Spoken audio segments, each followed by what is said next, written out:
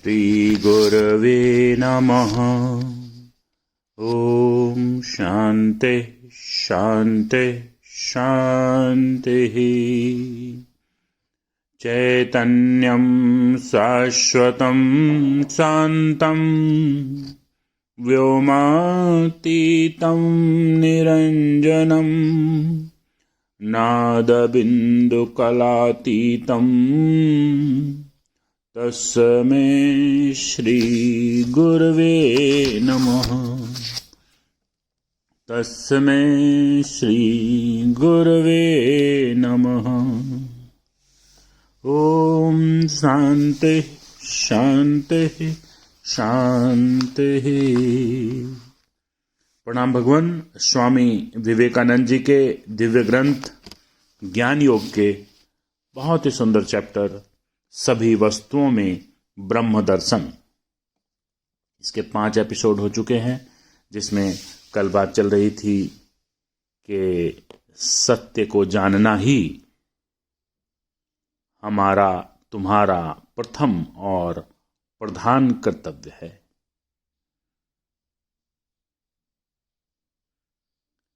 सभी वस्तुओं में भगवान की स्थापना कर लो तो तुम्हारी आंखों में संपूर्ण दृश्य बदल जाएगा और जगत दुखमय प्रतीत न होकर स्वर्ग में परिणित हो जाएगा। अब आगे। स्वर्ग का राज्य तुम्हारे भीतर है। ईशा कहते हैं, वेदांत तथा सभी उपदेष्टा यही कहते हैं, जिसके पास देखने के लिए आंख है वह देखे। जिसके पास देखने के लिए आंख है वह देखे। जिसके पास सुनने के लिए कान है वह सुने। वह पहले से ही तुम्हारे अंदर मौजूद है। वेदांत यह सिद्ध करता है कि जिस सत्य को अज्ञान के कारण हम सोचते थे कि हमने उसे खो दिया है और सारी दुनिया में उसको पाने के लिए रोते रोते कष्ट भोगते फिरते रहे, वह सदा ही हमारे हृदय के अंतःस्थल में वर्तमान था। उसे हम वहीं पा सकते हैं। यदि संसार का त्याग करो, इस उपदेश को उसके प्राचीन स्थूल अर्थ में ग्रहण किया जाए तो निष्कर्ष यही निकलता है कि हमें कोई कार्य करने की आवश्यकता नहीं। आलसी होकर मिट्टी के ढेले की भांति बैठे रहना ही ठीक होगा। कोई विचार या कार्य करने की तनिक भी आवश्यकता नहीं।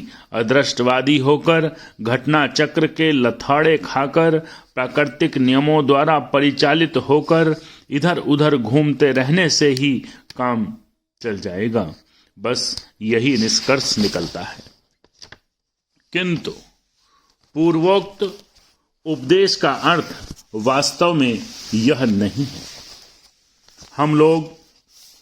हम लोगों को कार्य अवश्यमेव करना पड़ेगा। व्यर्थ की वासनाओं के चक्र में पड़कर इधर उधर भटकते फिरने वाले साधारण जन कार्य के संबंध में भला क्या जाने। जो व्यक्ति अपनी भावनाओं और इंद्रियों से परिचालित है, वह भला कार्य को क्या समझे। कार्य वही कर सकता है जो किसी वासना के द्वारा, किसी स्वार्थ के द्वारा परिचालित नहीं होता। वे ही कार्य करते हैं जिनकी कोई कामना नहीं है। वे ही कार्य करते हैं जो बदले में किसी लाभ की आशा नहीं करते। एक चित्र से अधिक आनंद कौन प्राप्त करता है, चित्र को बेचने वाला या देखने वाला? क्वेश्चन है। विक्रेता तो अपने हिसाब किताब में ही व्यस्त रहता है।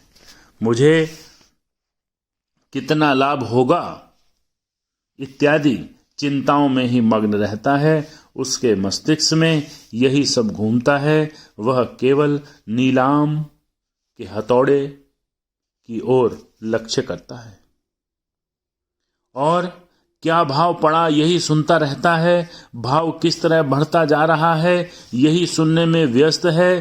फिर चित्र का आनंद वह ले कब? वे ही चित्र का आनंद ले सकते हैं जिनको उस चित्र की बिक्री खरीद से कोई मतलब नहीं। वे चित्र की ओर ताकते रहते हैं और असीम आनंद का उपभोग करते हैं।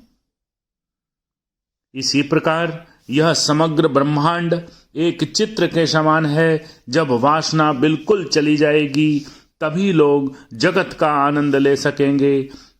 तब यह बेचने खरीदने का भाव, यह भ्रमात्मक स्वामित्व का भाव नहीं रह जाएगा। उस समय न ऋण देने वाला है, न खरीदने वाला है, न बेचने वाला है। उस समय जगत एक सुंदर चित्र के समान हो जाता है। ईश्वर के संबंध में इतनी सुंदर बात मैंने और कहीं नहीं देखी। वह कवि, वह महान कवि है, प्राचीन कवि है। समस्त जगत उसकी एक कविता है। वह अनंत आनंदोच्छ्वास में लिखी हुई है और नाना प्रकार के श्लोकों, छंदों और तालों में प्रकाशित है। वासना का त्याग करने पर ही हम ईश्वर की इस विश्व कविता का पाठ और उपभोग कर सकेंगे।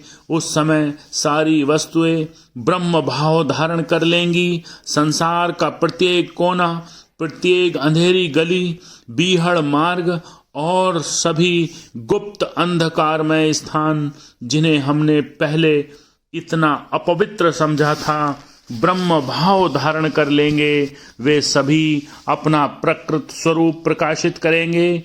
तब हम अपने आप पर हंसेंगे और सोचेंगे कि यह सब रोना चिल्लाना केवल बच्चों का खेल था और हम जननी के समान खड़े होकर यह खेल देख मात्र रहे थे।